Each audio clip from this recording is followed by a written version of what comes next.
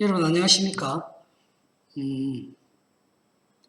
13주차 외환실무 강의를 시작하겠습니다. 강의를 하기 전에 오늘 학교에서 있었던 일에 대해서 여러분들도 관련이 있기 때문에 하나 말씀을 드리도록 하겠습니다.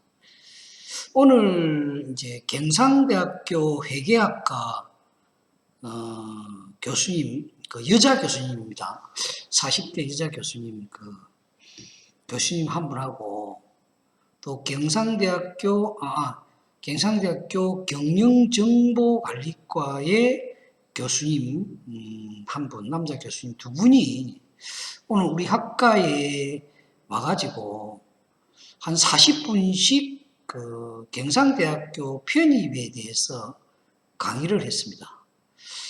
우리 학과가 경상대학교 회계학과 또 경상대학교 경영정보학과와 이렇게 협약을 맺어서 이제 편입 관계를 좀 이렇게 설명을 해달라고 교수님께 요청을 해서 오늘 두 분 교수님이 왔는데요. 내일은 창원대학교 일본어학과 교수님이 오시고, 그 다음에 이제 다음 주에는 창원대학교 국제무역학과 학과장님이 오시고 회계학과 학과장님이 오시기로 되어 있습니다. 그런데 오늘 이제 경상대학교 두 분 교수님이 오셔서 특강을 하고 우리 1학년 전체를 대상으로 이제 편입에 대한 경상대학교 편입에 대해서 이야기를 하고 이제 문 교수님, 남 교수님, 저 해가지고 5분이 외부에 가서 점심을 먹으면서 한 1시간 정도 서로 이렇게 이야기를 나누었습니다. 그런데 이제 처음 와서 이제 제 연구실에서 우리가 차를 한잔 하면서 이야기를 해보니까 경상대학교는 면접이 60%, 서류가 40%랍니다. 그런데 서류 40% 중에서 좀 이렇게 가산점이 있는 게 영어 관련 점수가 가산점이 있고, 그거는 면접이 60%라 그래요. 그러면서 그게 여자 교수님, 회계학과의 여자 교수님 하시는 말씀이, 면접을 볼 때 가장 중요시하는 게 인성을 본다. 참 중요한 말씀을, 여자 교수님은 공인회계사입니다. 서울서 공인회계사를 하다가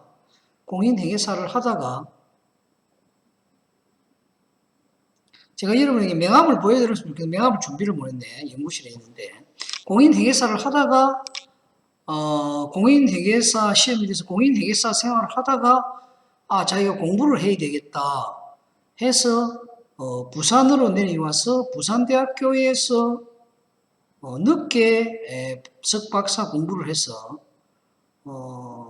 2011년도 경상대학교의 교수가 되었답니다. 2011년도 교수가 되어 그때 이제 30대 후반에 경상대학교에서 교수가 되어서 지금 이제 경상대학교 기획부처장까지 아주 40대 후반의 젊은 여자 교수님이었습니다. 그러면서 자기가 면접으로 들어가는데 면접에 있어서 굉장히 인성을 중요시한다. 그게 경상대학은 60%입니다. 60% 면접 점수가. 우리 창원대학교는 5대5입니다. 그래서 그거를 서로를 다 직원들한테 제가 물어보니까 전화를 해가지고 다이렉트로 그걸 받더라고요. 그리고 이제 경영정보학과 교수님, 남자 교수님도 이제 이렇게 저렇게 이야기를 하고 그렇게 갔는데요.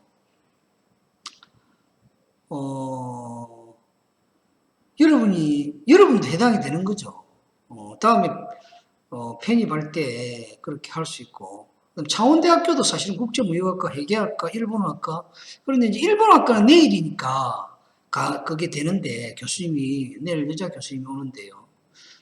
이제 다음 주 월요일, 화요일은 사실은 오늘 갑자기 모든 우리 학생들, 우리 학교, 우리 경남도림남에 대한 모든 학생들은 1학년도 다시 비대면으로 다음 주 원래 한 주 남았는데 완전 비대면으로 들어갔습니다. 왜냐하면 지금 코로나가 어제가 583명이 됐습니다. 갑자기 300명대에서 400명대도 아니고 583명으로 늘어났습니다. 지금 기하급수적으로 늘어나고 있습니다. 큰일입니다. 여러분 밖에 있으면서 조심해야 됩니다. 그래서 코로나가 갑자기 불어나서 학교의 모든 것이 비대면으로 전환됐습니다. 큰일입니다. 큰일. 저도 이제 사실은 12월 6일 날 서울을 가려고 준비를 했다가 다 취소했습니다. 서울에 집에도 가보고 그 사업장, 우리 집사람이 하고 있는 그 골프, 거기도 지금 9시까지밖에 안 합니다. 서울은 지금 1.5단계가 돼요. 9시까지밖에. 아마, 다음 주는 서울도 2단계에서 그 문을 닫아야 되는 그런 사태가 온다. 문제는 지금 코로나가 확산이 되면 내년에는 이제 그 지도제라든가 이런 게 나오면 우리가 독감처럼 주사를 맞으면 되겠죠. 그런데 그때까지는 지금 여러분 개인 방역에 굉장히 철저히, 여러분 인터넷 보십시오. 지금 심각합니다. 그래서 여러분이 어디 다니면서 다 누가 이걸 가지고 있는지 모릅니다. 지금은 이제 관리가 안 됩니다. 동선 파악이 안 되기 때문에 많이 늘어나 버리기 때문에 동선 파악이 안 되는 거죠. 그래서 여러분 마스크 쓰고 될 수 있으면 많은 사람을 접촉 안 하는 거. 재수 없이 걸렸다. 그러면은 문제가 심각하다. 그래.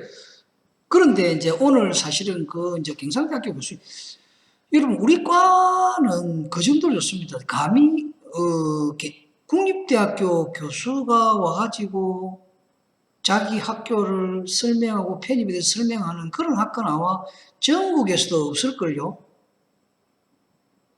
아마 우리 학생들에게 도움이 많이 되었을 거고, 내가 그 여자 교수님하고 교수님 두 분께 부탁을 했어요. 우리 학교 출신, 우리 학과 출신들이 혹시나 거기 회계학과, 경영정보학과에 편입을 하게 되면 면접 볼 때에 잘 좀 부탁드린다고 서로 명함을 주고받고 제가 대화를 많이 해봤습니다. 그 여자 교수님하고. 그래서 우리 학생들 건강관리에 굉장히 신경을 써야 되겠다. 이제 사실은 여러분들하고는 이 동영상으로 만나는 외에는 만날 수가 없죠, 앞으로. 그리고 이제, 취업 관련해서 제가 여러분에게 가끔씩 전화도 하고, 이렇게 할 겁니다. 그래서 여러분 전화 잘 받으시고, 반갑게 서로 이렇게, 맞이할 수 있도록, 언제, 어디서, 어떻게 만날지, 또 여러분이 나중에 어디에 들어가려고 할 때에 자기소개서나 어디를 좀 부탁하면 제가 여러분 다 써드리겠습니다. 그래서 여러분들이 학교 끝나서 끝나는 게 아닙니다. 그죠? 항상 그 준비하는 그런 게 필요하다. 자, 그래서 우리가 앞에 제가 그 오늘 그 대면 수업 때 했던 그 내용을 많은데 간단하게 추려서 오늘 정리를 해서 올려놨습니다. 자료로, 대면 수업 자료로 해가지고 올려놨는데요. 여러분이 그걸 가지고 공부를 좀 하고 여러 가지 이야기를 많이 했는데 그냥 요점만 정리해서 올려놨습니다. 요점만 정리해서 참조를 해 주시기 바라고, 오늘 이 시간에는 그 환리스크 관리, 환리스크라는 것은 외환리스크다. 그 외환리스크는 결국은 환율 리스크다 이런 이야기입니다. 그죠? 환율 리스크. 저기 보면 이제 환리스크는 그 장래의 환율 변동으로 인하여 기업이나 금융기관이 외화 표시 자산 부채 그리고 현금 흐름의 가치가 떨어지는 그런 것을 우리가 환차손 위험이라 하는데, 그 환율 변동으로 인한 개인이나 기업이나 금융기관의 어떤 외화 자산의 가치가 떨어질 떨어지는 것, 그게 환리스크다. 떨어질 위험, 그걸 우리가 환리스크라 한다. 그럼 그 떨어지지 않도록 하는 관리 기법을 우리가 환리스크 관리 기법이라 한다. 그럼 쉽게 말해서 이러는 거죠. 자, 내가 위안화를 내가 많이 가지고 있는데, 그러면 위안화를 가지고 있는데 나중에 위안화의 가치가 떨어질 가능성이 있다. 그럼 어떻게 해야 됩니까? 빨리 떨어지는 위안화를 가지고 오를 외화로 교체해 놓는 거죠. 그게 바로 환리스크 관리죠. 가장 기본적으로는 그겁니다. 지금 떨어질 걸 알면서도 가지고 있으면 그거는 말이 안 되죠. 그게 환리스크 관리가 아니죠. 그죠? 그런데 과연 위안화가 나중에 떨어질 것이냐 오를 것이냐는 걸 누구도 예측할 수 없다. 그것을 예측할 수 있다면은 여러분 어디 취업할 이유가 없습니다. 그냥 컴퓨터 앞에 가만히 앉아 있다가 자 환율이 오를 것이다. 한 달 뒤에 우리나라 환율이 내릴 것이다. 만약에 떨어질 것이다. 오르는 것보다 내려야 우리가 대미 환율이 내려야 우리나라가 원화 가치가 오르죠. 그죠? 뭐 내리든 오르든 어쨌든 한 달 뒤에 분명히 환율이 지금보다 많이 오르거나 많이 내릴 것이다 하는 것이 분명히 알 수가 있다. 명확하다. 그러면 어떻습니까? 만약 오를 것이 확실하다 하면 우리나라 돈 가치가 떨어지니까 우리나라 돈을 지금 뭘로 바꿔야 됩니까? 달러로 바꿔서 달러를 가지고 있다가 그때 환율이 확 오르면은 달러를 가지고 원화로 바꾸면은 지금보다 원화가 많아지는 거죠. 그런데 그럼에도 불구하고 내가 원화를 가지고 있다 하면 그때 가서 뭡니까? 원화의 가치가 더 떨어져서 손해를 본다 이런 이야기죠. 그걸 우리가 환리스크 관리다. 그래서 환율 변동에 의한 내가 손해볼 그런 위험성, 이걸 환리스크라 한다. 그것을 관리하는 것을 환리스크 관리 기법이다. 그래서 내가 금방 얘기했듯이 가장 기본적인 것은 우리가 앞으로 떨어질 가능성이 있다. 오를 가능성이 있다. 거기에 대비해서 내가 어떤 선제적인 조치를 하는 것, 이게 환리스크 관리다. 그럼 우리 개인이 그거는 어디까지나 추정할 수밖에 없다. 외환 환율이라는 것은 그죠?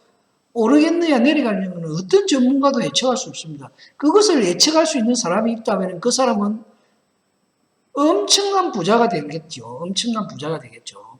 그러나 환율이라는 것은 오르기도 하고 떨어지기도 하고 이 수요와 공급이라는 것이 전 세계를 대상으로 전 세계의 거래를 대상으로 하기 때문에 그 수요와 공급을 예측하기는 어렵다. 그런 이야기입니다. 자, 그래서 환리스크 관리의 대외적인 기법은 뭐가 있느냐? 선물시장 해칭이다. 해칭이라는 게 환리스크 관리를 하기 위해서 하는 걸 우리가 해칭이란다. 해칭이라는 게 환리스크 관리의 하나의 방법, 위험. 자, 선물한 시장에서 해칭은 뭐냐? 선물한 시장이라는 게 뭐라고 했습니까? 선물한 거래를 하는 그 자체가 해칭이라는 겁니다. 요거는 바로 선물한 거래를 하는 것 자체가 환리스크 해칭이다. 선물한 시장에서의 해칭, 선물 해칭. 이건 뭐냐면 선물한 거래라는 것 자체가 어떻습니까? 선물한 거래의 목적을 나중에 할 건데 선물한 거래의 가장 큰 목적이 환리스크 회피예요. 그다음 두 번째 큰 목적이 그걸 역으로 이용하는 투기 거래예요. 투기 거래. 예를 들어서 이럴 수 있습니다. 자, 한 달 뒤에 환율이 오를 것이다. 그걸 예측해서 오히려 지금 그 오를 것을 예측해서 내가 그것을 미리 그때 그 돈을 사겠다고 사겠다고 미리 해놔 놓으면 그게 선물한 거래죠. 그래서 이 선물한 거래라는 것은 이 영업일을 초과하는 어떤 특정 일자에 계약은 하지만은 이 영업일을 초과하는 특정 일자에 현물과 결제를 하는 거다. 그런데 그날 환율이 아무리 변하더라도 어때 환율을 적용한다? 계약 당시에 환율을 적용하기 때문에 환율 변동의 위험이 없다. 그래서 선물한 시장에서의 해칭이라는 것은 바로 선물한 거래 자체를 의미한다. 여기 그렇죠. 거래 당사 간의 장래의 외환결제에 적용할 환율을 거래 계약일에 약정한다. 거래하는 오늘 날짜의 환율로 장래에 특정한 날짜의 환율로 적용하는, 그래서 계약일과 결제일 사이에, 이 결제일 사이에 얼마만의 기간 동안에 환율이 변동되는 그 리스크를 피할 수 있다 이 말입니다. 그러니까 선물한 거래라는 것 자체가, 자 오늘 내가 계약을 해서 한 달 뒤에 당신하고 상품과 결제를 합시다 하는 게 선물한 거래라 이 말이죠. 그런데 한 달 뒤에 결제를 하는데 그때의 적용 환율은 그날의 적용 환율이 아니라 뭐 오늘날 계약하는 환율로 적용한다. 그러니까 오늘부터 한 달 뒤까지 환율이 아무리 변하더라도 개의치 않는다. 오늘 환율로 적용하니까. 물론 그 사이에 환율이 반대의 현상이 되었을 때 내가 이득을 볼 수 있음에도 이익을 못 보는 그런 사태도 올 수 있습니다만, 환리스크, 선물한 거래 자체가 뭡니까? 환리스크를 회피를 목적으로 하는 것 때문에 어떤 이익을 볼 수 있는 기회를 못 가진다는 그거는 배제하고 일단은 리스크 문제를 해결하는 게 목적이기 때문에 그날의 환율을 오늘의 환율로 적용한다. 그것이 바로 선물한 해칭, 선물한 시장에서의 해칭이다. 즉 거래 계약일의 약정, 장래의 결제에 적용할 환율을 오늘 계약일에 작정함으로써 계약일과 결제일 사이에 환율 변동을 막는 것, 환율 변동에 의해서 리스크가 오는 것을 회피하는 것이 선물한 시장 해칭이다. 그래서 선물한 거래 자체다. 선물한 거래를 이야기하는 겁니다. 선물한 시장 해칭 선물이라는 것은 선물한 거래를 이야기하는 거다. 무슨 말인지 아시겠죠? 그 다음에 단기 금융시장에서의 해칭. 이 해칭이라는 게 리스크 회피를 하는 것을 해칭이라 합니다. 회피하는 것을 해칭이라 합니다. 단기 금융시장에서 회피를 한다. 그럼 뭐 단기 금융시장이라는 것은 우리가 단기 금융시장이 있고 장기 금융시장이 있다. 그죠? 1년 이상의 금융상품이 거래되는 시장을 우리가 장기 금융시장, 1년 미만의 금융상품이 거래되는 시장을 우리가 단기 금융시장이다. 그래서 단기 금융시장의 대표적인 것이 바로 콜시장. 그죠? 그래서 이 단기 금융시장은 그 단기 금융시장에서 해칭이라는 것은 뭐냐? 미리 자금을 가져와서 환리스크를 미리 자금을 땡겨와 버리는 거죠. 미리 대금을, 외화 자금을 단기 금융시장에서 조달받아 버리는 거죠. 환율이 변하기 전에 내가 나중에 환율이 변하면 손해볼 수 있으니까 뭡니까? 미리 1년 미만의 시장에서 자금을 가져오는 것, 대차 빌려오는 것, 미리 외화 자금을 단기 금융 1년 미만의 시장에서 가져와 버리면은 미리 가져오니까, 그죠? 나중에 환율, 예를 들어서 내가 지금의 환율로 내가 외화를 취득해 버리면 그 외화가 나중에 환율이 변해서 그때 당시 환율이, 물론 그때 환율이 어떻게 변할지는 모르지만 어쨌든 자금을 미리 확보한다 이 말이죠. 확보함으로써 리스크를 예방한다 이 말입니다. 그 다음에 통화 수합이라는 것은 뭐냐? 통화라는 것은 이제 우리가 돈 말이죠. 수합이라는 것은 막 바꾼다, 교차한다, 교환한다 이 말이에요. 수합거래. 그래서 이 수합거래가 바로 뭡니까? 두 거래를 동시에 함으로써 환리스크를 회피하는 거래입니다. 즉 상호 교환하는 외환거래입니다. 예를 들어서 이런 이야기죠. 수합거래에서 통화수합이라는 것은 통화로서 서로 막 교환하는 겁니다.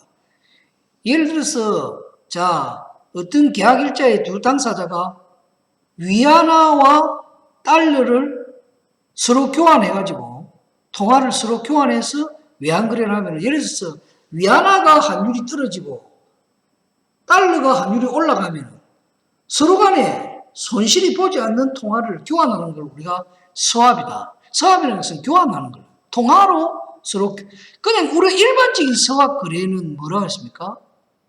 서로 방향이 다른 두 거래를 교환하는 거래. 그래서 서학 거래의 대표적인 형태가 선물한 거래와 현물한 거래를 동시에 하는 거래를 우리가 서학 거래다 이렇게 부릅니다.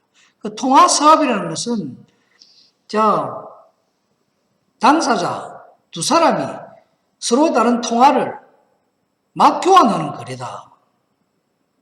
막 교환하는 거래, 그죠? 상호 교환하는 외환 거래다.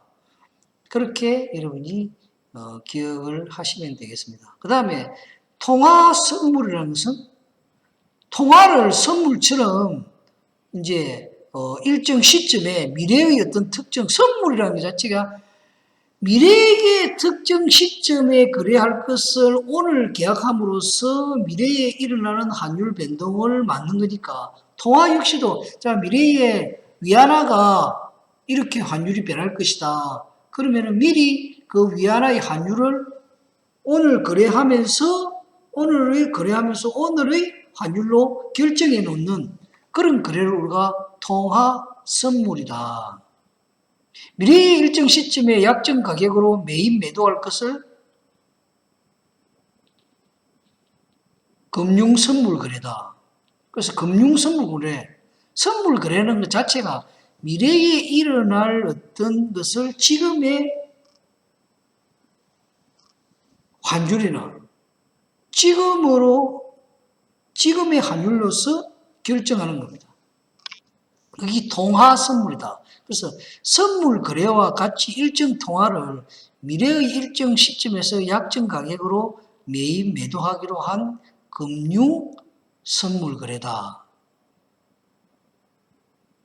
선물 거래와 똑같 단지 통화로서 선물 거래를 하는 것이다. 통화로서 선물 거래, 통화로서 서합을 하는 것이고 통화로서 선물 거래를 하는 것이다. 그래서 이런 것이 바로 그래서 지금 여기 말하는 통화 선물, 통화 서합 이것은 사실은 국제 금융에 포함이 되는 건데요. 일반적으로는 이런 건 우리 일반인들이 일어날 수 없는 거고 사실은 우리 일반인들은 수출을 하거나 수입을 하거나 어떤 우리 일반인들은 사실은 선물 거래를 하는 거죠. 선물 거래 자체를 하면 됩니다, 그냥. 그럼 환율에 대해서 별 영향을 안 받는다. 자, 내가 수입한다. 수입대금. 물론 지금 현물 거래를 하면 아무 문제가 없죠. 그런데 이제 결제를 나중에 해야 될 경우가 있을 수 있지 않습니까? 지금 내가 돈이 없다. 그럼 내가 한 달 뒤에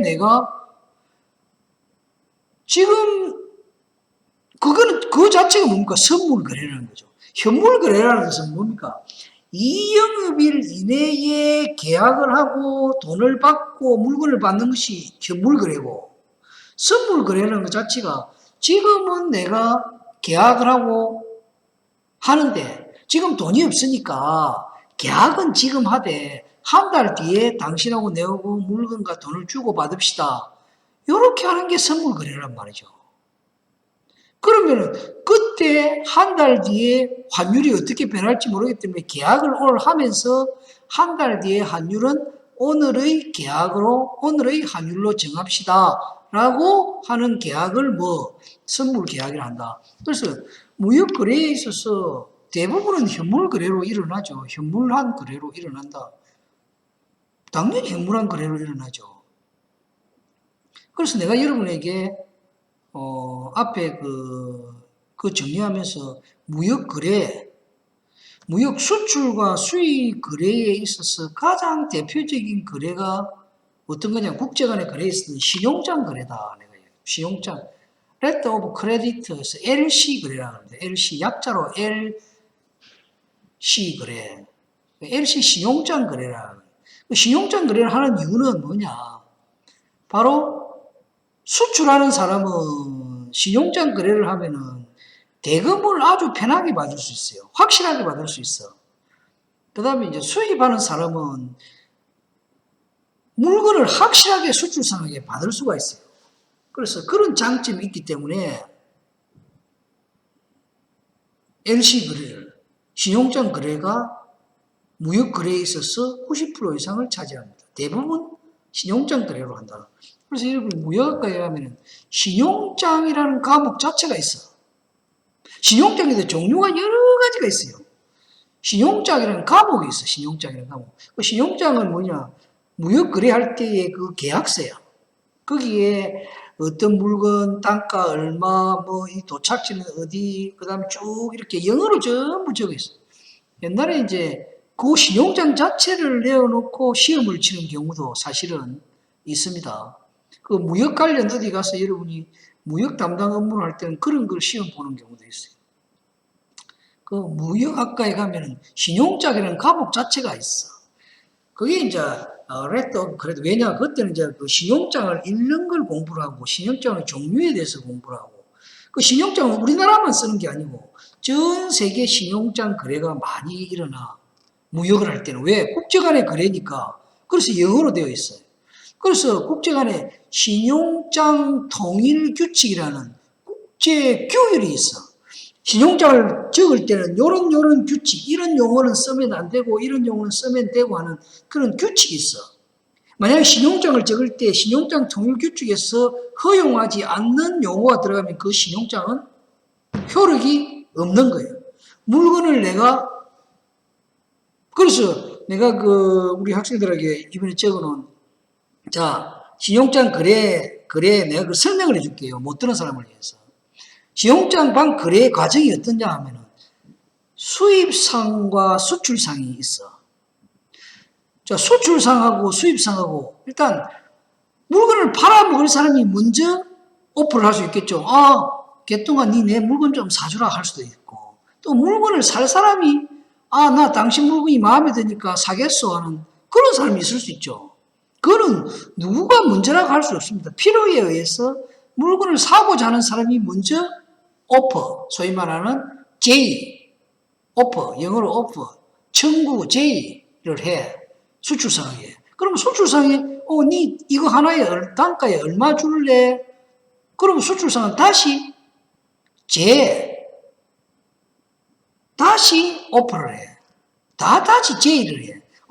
니는 100원 줄라 하는데 나는 110원 받고 싶어. 니 110원에 사가 하면은 수입상이 생각해 보니까 110원에 사도 괜찮을 것 같거든. 그래서 이제 그게 계약이 돼. 그래서 수출상, 수입상, 수출상이 두 사람이 어쨌든 이런 과정을 거쳐서 계약을 하는 게 1번입니다.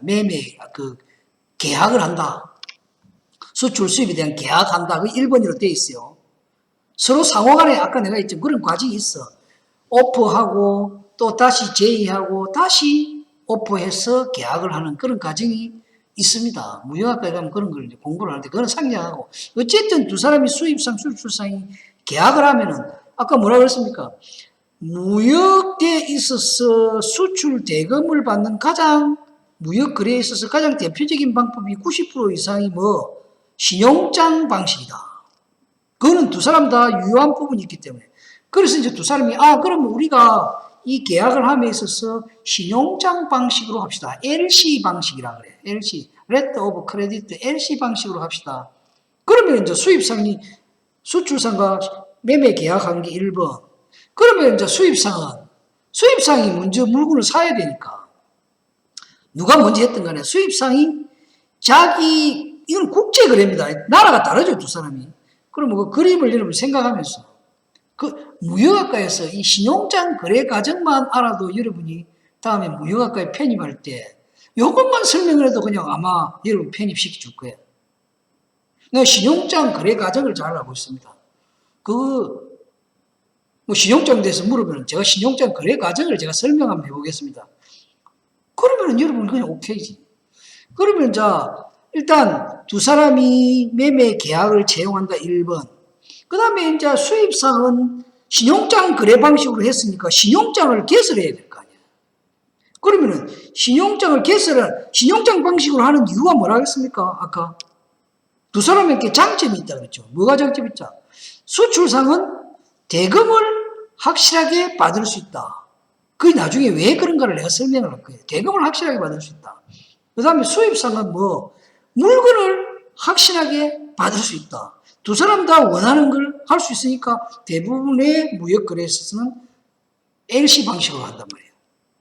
그러면 이제 매매 계약을 체결하고 두 번째는 이 수입상이 신용장 방식으로 했기 때문에 지가 거래하는 은행에 찾아가는 거예요.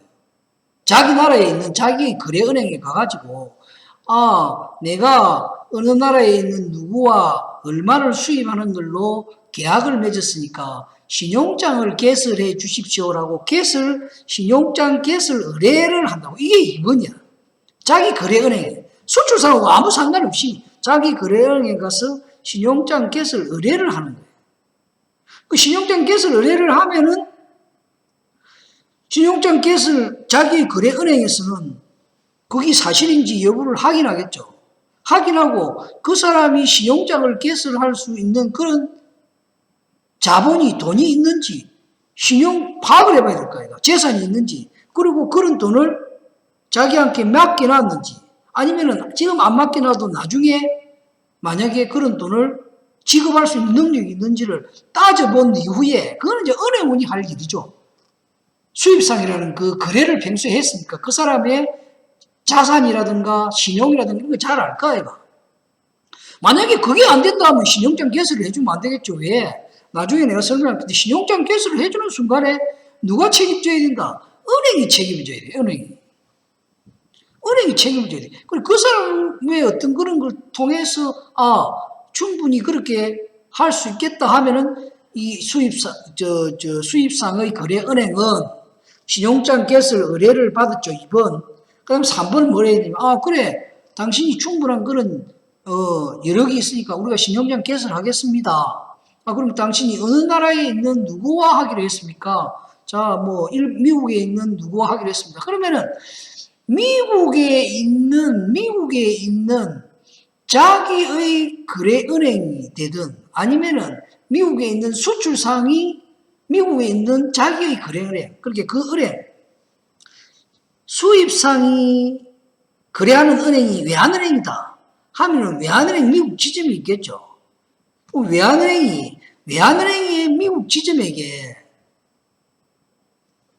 연락을 해줘. 어떻게? 그 수출상 누구가 신용장 거래로 수출을 한다 하는데, 그 우리나라에서 개똥이라는 사람이 우리 은행에 와서 신용장 개설 의뢰가 왔다. 그 신용장을 개설했다고 그분한테 통지를 해줘라. 그러면 통지은행이 되는 거죠. 통지해줘라. 그래서 그게 3번이 되는 거예요. 통지를 해줘라. 그럼 그 통지를 누가 하느냐? 요 신용장 개설 은행의 지점이나 그 지점이 없으면은 우리가 예치한 거래은행이라고 다른 은행을 이용해서 어쨌든 수출상에게 통지를 해줍니다. 그래서 우리가 신용장 개설 은행을 통지해준다 해서 다른 말로 통지은행이라고도 이야기하는 거예요. 통지은행. 통지를 해준다, 이게 3번이야. 그러면 이제 미국에 있는 외환은행이 있으면 외환은행이 될 것이고, 그 외환은행이 없다 하면 다른 은행을 통해서 통지를 받은 수출상은 뭡니까? 내하고 계약했던 개똥이가 저 나라에서 신용장을 개설했다고 은행에서 연락이 왔네. 여러분, 금융기관에서 통지를 했으니까 굉장히 신뢰가 있는 거죠. 그랬기 때문에 그러면은 내가 물건을 빨리 준비해서 실을 보내야 되겠다. 준비를 하겠죠. 그래서 수출상은 신용장 개설 통지를 받고 나서 뭡니까? 물건을 준비해서 만약에 준비되어 있다면은 그 준비된 물건을 비행기 물건을 실으려면 비행기, 배로 실으려면 배, 그걸 우리가 뭐라 하냐? 선적이다. 대부분 배로 실으니까 미국 같으면 이제 선적, 배에다 싣는다. 배에다 선적, 실어준다. 수출상이. 이제 신용장 개설했으니까 선적을 해준다. 이게 네 번째. 배에다 물건을 실어줘. 그래서 여러분 화물이 있잖아요. 화물, 배. 그 배만 운항을 해갖고 먹고 사는 또 그 해운업이 있잖아요. 해운업. 그 사람들에게 이제 의뢰를 해서 그 물건을 실어줘요. 그 물건을 다 실어주고 나면은 어떻습니까? 그 배의 선장이 우리 물건 다 받았습니다. 물건 다 받았습니다. 물건을 안전하게 우리가 받았습니다라고 선적서류를 주겠죠. 물건 받은 표시로서 선적서류를 수출상에게 준단 말이에요. 그게 다섯 번째. 선적하고 선적서를 받고, 다섯 번째. 그럼 선적서를 받은 수출상은 물건을 실어줬으니까 문제는 돈을 받는 게 문제예요. 물건을 갚았으니까. 그리고 그 배를, 그 실은 배는 어떻습니까? 항해를 해서 쭉 해서 우리나라로 오고 있는 거예요, 지금. 미국에서. 미국의 수입상이니까 우리나라에서 미국으로 가고 있는 거겠지. 그럼 선적서류를 받은, 물건을 실어주고 선적서류를 받은 수출상은 뭡니까?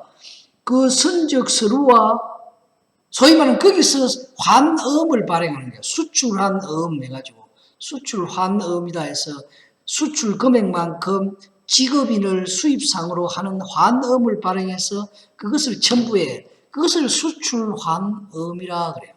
그 수출환음과 선적서류를 가지고 돈을 받으니까 어디 가느냐? 수입상하고 상관없이 자기 거래은행에 가서 서류를 제시하면서 내가 이렇게 수출을 했습니다. 내 함께 돈을 주십시오라고 제시하는 것을 우리가 네고티에이션, 매입 의뢰를 한다 이렇게 부릅니다. 내고한다 이렇게 내고 매입 의뢰.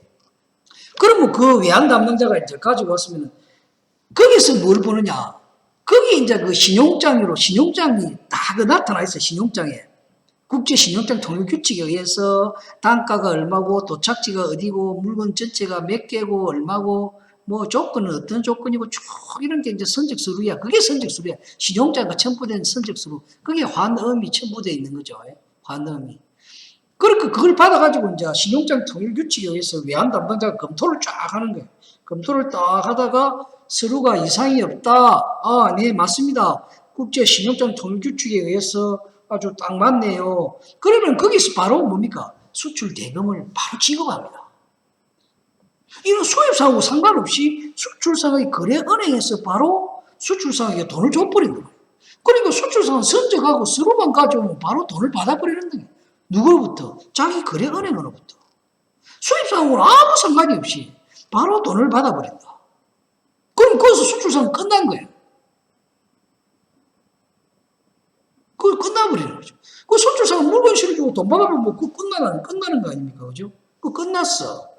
그러면은 이제 돈을 지급한 그 수출상의 거래은행은 돈을 줬으니까 거기에 서류가 보니까 미국의 무슨 은행에서 신용장을 발행했네. 그 은행으로 서류를 보내면서 뭐라고 하느냐. 우리가 당신이 수입한 수입 대금을 우리가 결제해 줬습니다. 수출상에게. 그러니까 그 돈을 우리한테 보내주십시오 하면서 서류와 결제를 또 맞바꾸는 거예요. 그게 이제 서류를 주고 대금을 결제한다. 서로 주고받는다. 그죠? 그러면 이제 수입상의 처음에 그 서류가 결국 어디 가느냐? 맨 처음에 신용장 개설을 의뢰한 은행에 그 서류가 가는 거죠. 수출상의 거래은행에서 신용장 개설을 한 은행에게 보내고 돈을 받는 거예요. 왜? 수출상에게 돈을 줬으니까. 그럼 뭐 수출상의 거래은행도 게임 끝난 거죠. 돈을 받았으니까. 그러면 이제 수입상 쪽에 있는 그 은행에서는 뭡니까? 서류를 받았으니까 수입상에게 전화를 하는 거죠. 당신이 수입하고자 하는 이 서류가 왔으니 서류 받아가세요. 아니면은 지금 대금을 우리가 줬으니 대금을 결제하세요. 대금은 미리 그 안에 넣어놨겠죠. 수입상이. 신용장 개설할 때 이미 돈을 그 은행에다가 예치를 해놨을 겁니다. 그러니까 그 말은 필요가 없고 그냥 서류가 왔으니 당신 수입상, 당신 서류 받아가서 물건 찾아가세요라고 통지를 하면은 뭡니까? 신용장 개설 은행이면서 수입상 은행은 수입상에게 서류를 줍니다. 그럼 그 서류를 들고 그동안에 배가 쭉 와가지고 항구에 와가 있을 거예요. 그 배에 가서 서류를 제시하고 그 선장으로부터 물건을 인도받으면 끝나버립니다. 끝나버린다. 그게 무역의 일반 과정이다. 그러니까 뭡니까? 수출상은 물건 보내고 자기 거래은행에서 돈을 받고 수입상은 대금을 은행을 통해서 결제를 했지만 물건을 서류가 이렇게 배가 와가지고 자기 항구에서 찾으면 된다. 그런데 문제는 이제 그 배가 오는 과정에 배가 만약에 물건을 딱 싣고 오는 도중에 해적을 만나거나 폭풍을 만나거나 아무 문제가 없이 돌아오면은 수입상은 걱정이 없는데, 그게 만약에 못 오거나 중간에 물건이 파손이 되거나 또는 훼손이 되거나 아니면 또 없어지거나 배가 뭐 침몰을 하거나 이래 되면 그걸 누가 책임을 질 거냐 하는 문제가 바로 해상보험론이라고, 보험을 가입해놔야 돼. 해상보험론. 그래서 여러분이 무역학과에 가면 반드시 해상보험론이라는 과목이 있어. 즉 물건을 싣고서 목적항까지 도달할 때까지의 그 과정에서 누구가 위험과 비용을 부담할 것이냐 하는 것을 따지는 것이 바로 해상보험이다. 그걸 공부하는 과목이 해상보험론이다. 이런 이야기. 거기에서 가장 중요한 조건이 두 가지가 있는데 그것이 뭐냐? 그 조건을 따지는 것. 위험과 비용을 수출상과 수입상 누가 담당할 것이냐? 그 한계를 따지는 것이 21가지가 있는데 그 중에서 대표적인 게 두 가지인데 그게 뭐냐? 내가 여러분에게 올렸듯이 FOB 조건과 CIF 조건이라는 거죠. FOB 조건이 뭐냐? 본선 인도 조건. 이거는 여러분 굉장히 시험에 잘 나옵니다. 무역학과 이런데 FOB 조건이 뭐고 물어봅니다. CIF 조건이 뭐고 편입할 때 물어봅니다. 본선 인도 조건이다. 아까 내가 이야기했죠. 배가 물건을 싣고 끝까지 아무 문제 없이 가면 되는데 중간에 파손이 되거나 뭔가 문제가 되면 그걸 누가 책임을 질 거냐? 수출상이 책임을 질 거냐? 수입상이 책임을 질 거냐? 그 책임을 져야 될 거 아니에요. 그걸 위해서 보험을 가입해야 되는데 그런 조건들을 따지는 것이 여러 가지 21가지가 있는데 그 중에서 가장 중요한 건 두 가지다. 많이 쓰고 가장 중요한 게 두 가지인데 그게 뭐냐? 바로 가장 많이 쓰는 것이 FOB 조건, 본선 인도 조건이라고 합니다. 한글로. 반드시 여러분 기억하시고. 본선 인도 조건은 뭐냐? 자, 배가 있는데 수출상이 물건을 선적할 때에 배 난간 가해죠, 배가.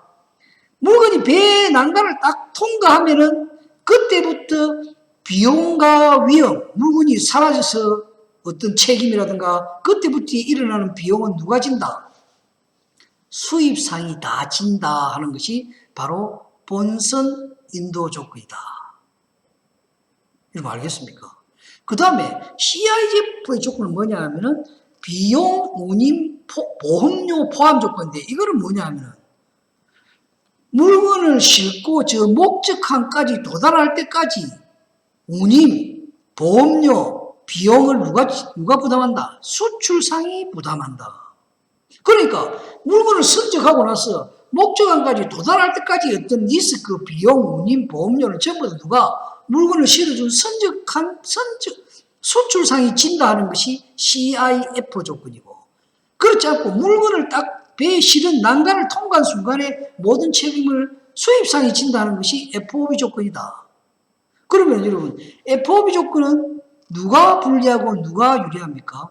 물건을 실은 이후에 모든 책임을 수입상이 지니까 수출상에 유리하고 수입상에 불리한 조건이고 CIF 조건은 비용, 운임, 보험료, 운임 포함 조건은 물건을 싣고 목적까지 도달할 때까지 수출상이 책임을 져야 되니까 수출상이 불리하고 수입상이 유리한 그런 조건이단 말이에요. 그거를 어느 조건으로 할 거냐 하는 것은 두 사람 간의 신용장 거래를 통해서 협의를 해야 되겠죠. 그게 굉장히 중요한 내용. 이것만 여러분이 알고 있으면 여러분이 무역학과 졸업했다. 무역학과를 공부 다 했다 해야 됩니다. 무역학과에 가면 여러분 경제 이론, 그 다음에 무역 실무, 그 다음에 아까 금방 내가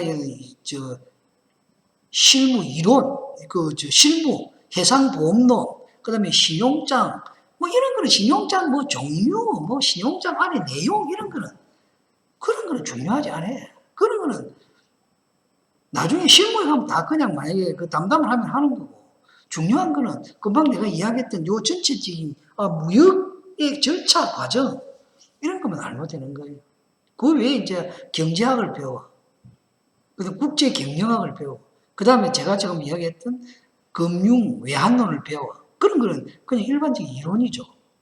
무역에 관한 거는 이제 수출 수입이 어떻게 이루어지고 수출 수입의 어떤 절차라든가 이런 게 이루어지고 그렇습니다. 그래서 여러분이 그 정도만 알아놔도 여러분이 무역에서 무역학과에 편입을 하고자 할 때는 여러분이 물어보면은 얼마든지 답할 수 있다. 그런 이야기를 하고 싶습니다. 그래서 여러분 많은 지식을 알 필요가 없어요.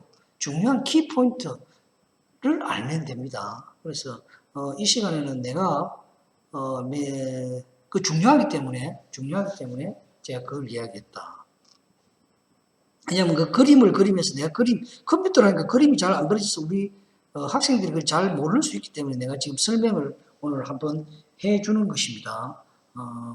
자, 오늘 1강 수업은 여기 마치고 다음 2강 수업 때 지금 13주차 수업을 동시에 하겠습니다. 여러분 수고했습니다. 고맙습니다.